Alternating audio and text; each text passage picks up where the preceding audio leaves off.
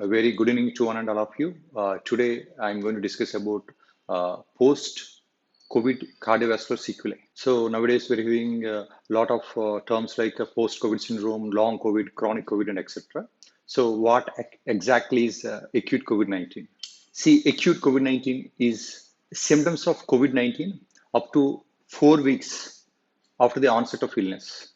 So, what exactly is post-COVID syndrome or long COVID or chronic COVID? See, broad range of symptoms, either physical or mental, that develop during or after COVID-19, and they persist after greater than 4 weeks, and which are not explained by any sort of alternative diagnosis. Cardiac complications include myocarditis, pericarditis, myocardial infarction, dysarrhythmias that may persist several weeks after acute COVID-19. So, what's the epidemiology? Chest pain was reported in almost 20% of COVID-19 survivors at 60-day follow-up. Ongoing palpitations in 9% of COVID-19 survivors. Ongoing chest pain in 5% of COVID-19 survivors after 6 months of follow-up in a Chinese study. An increased instance of stress cardiomyopathy was noted during the COVID-19 pandemic when compared to pre-pandemic periods. Almost 7.8% in COVID-19 pandemic times versus 1.5% in pre-pandemic era. Preliminary data with cardiac MRI shows that ongoing myocardial inflammation may be present in 60% of COVID-19 survivors even after 2 months. In a study of 26 competitive college athletes, we were having just mild or asymptomatic COVID-19 infection. Cardiac MRI revealed features of myocarditis in almost 15% of the patients and previous myocardial injury in almost 30% of the patients. So as you can see in this study, just people with almost mild COVID-19 infection, literally 30% of the people have heart involvement. So what is the pathophysiology? See, ACE2 receptors are highly expressed in the heart, which provide a route of entry for this SARS coronavirus 2. Studies have shown that sarcomere disruption and fragmentation, enucleation, transcriptional changes, and intense local immune response occurs in cardiomyocytes infected with SARS-CoV-2. So what is the mechanism? So direct viral invasion, upregulation of ACE2, inflammation and immunological response affecting the structural integrity of myocardium, pericardium, and the conduction system, immunologic aberrations and inflammatory damage in response to the acute infection.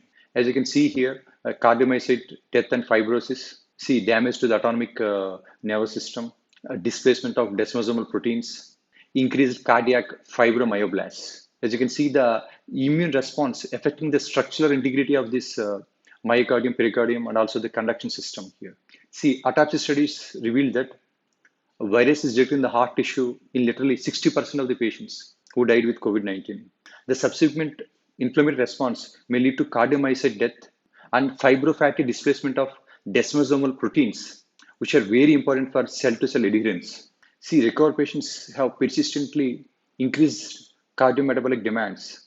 This may be associated with reduced cardiac reserve, corticosteroid use, and dysregulation of renin-angiotensin-aldosterone system. Myocardial fibrosis or scarring and resultant cardiomyopathy from viral infection can lead to re-entrant arrhythmias. COVID-19 may also perpetuate arrhythmias due to high-end catechologemic state due to cytokines such as IL-6, IL-1, TNF-alpha, which can prolong ventricular action potentials by modulating cardiomyocyte ion channel expression. Autonomic dysfunction after viral illness, resulting in postural orthostatic tachycardia syndrome and inappropriate sinus tachycardia, has previously been reported due to adrenergic modulation. So how do we clinically evaluate these patients? We inquire about ongoing dyspnea, chest pain, pleuritic pain, cough, wheezing, and any chest discomfort. We also inquire about orthopnea, chest pain, any peripheral edema, palpitations, dizziness, pre-syncope or syncope. We usually use modified Borg dyspnea scale to assess overall dyspnea symptoms. We usually determine symptoms whether they are persistent, worsening, or new, since the latter may reflect the development of late complications of COVID-19, such as secondary bacterial pneumonia, empyema, pulmonary embolism, or COVID-19 related myocardial injury or inflammation. So during in-person visits, we check for complete vital signs with special attention to SpO2. And in patients with orthostasis, pre-syncope or syncope, We check for postural blood pressure and pulse rate.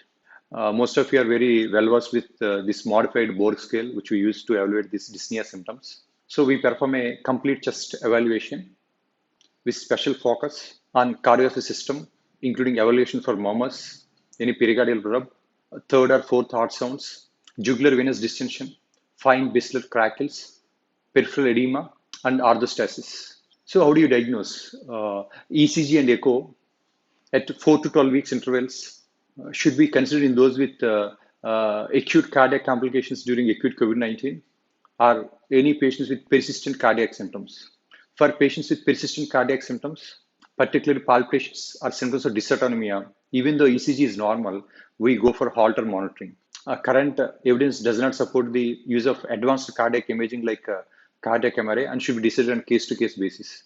Recommendations for competitive athletes who develop cardiovascular complications during acute COVID-19 include abstinence from competitive sports or aerobic activity for 3 to 6 months until resolution of myocardial inflammation by cardiac MRI or troponin normalization. So next, how do you manage these cases? So chest discomfort, tightness, or pain. Persistent chest discomfort following recovery from acute COVID-19 may resolve slowly. It does not generally require treatment unless it interferes with the patient's quality of life. For persistent severe discomfort, you can use NICDs in the absence of any renal dysfunction or any other contraindications. We usually use the lowest effective dose for the shortest period of time, like ibuprofen 400 mg TAD for 1 to 2 weeks. If chest tightness is thought to be bronchospasm, you can go for an inhaled bronchodilator. Chest pain due to COVID-19 related myocardial injury or myocardial infarction should be referred to a cardiologist for further evaluation. A patient with established diagnosis of cardiac injury, like acute MI, atrial fibrillation, cardiac arrest, should be referred to a cardiologist for further evaluation and management. For patients with orthostasis and dysautonomia, like unexplained sinus tachycardia and dizziness and standing, following COVID-19, we usually treat conservatively with compression stockings, abdominal binders, hydration, physical therapy, and behavioral modifications. Despite initial theoretical concerns about increased levels of ACE2 and the risk of acute COVID-19 with the use of RAS inhibitors, they have been shown to be safe and should be considered in patients with stable cardiovascular disease. Instead, abrupt cessation of RAS inhibitors may be potentially harmful to the patients. In patients with ventricular dysfunction, a guideline-directed medical therapy should be initiated and optimized as tolerated. Withdrawal of guideline-directed medical therapy was assessed with higher mortality in patients with acute or post-acute phase in a retrospective study of 3,080 patients with COVID-19. Patients with postural orthostatic tachycardia syndrome and inappropriate sinus tachycardia, they may benefit with low-dose beta blocker for heart rate management and reduced renergic activity. And attention is warranted to use antiarrhythmics like amiodarone in patients with fibrotic pulmonary changes after COVID-19. So now summary. Persistent symptoms usually include dyspnea, palpitations, and chest pain. Long-term sequelae may include myocardial injury, fibrosis, arrhythmias, tachycardia, and autonomic dysfunction. Patients with cardiovascular complications during acute infections and who are having persistent cardiac symptoms after recovering from COVID should be serially monitored with ECG and echo as needed. And these patients need a comprehensive care in the outpatient setting. And thank you very much for patiently listening to my talk. And I also want to thank Dr. M.B.R. Sharma Garu and the APA team, which is conducting this wonderful conference, which is an academic feast to us, and the APA leaders for giving me this opportunity to share my knowledge with you. Thank you.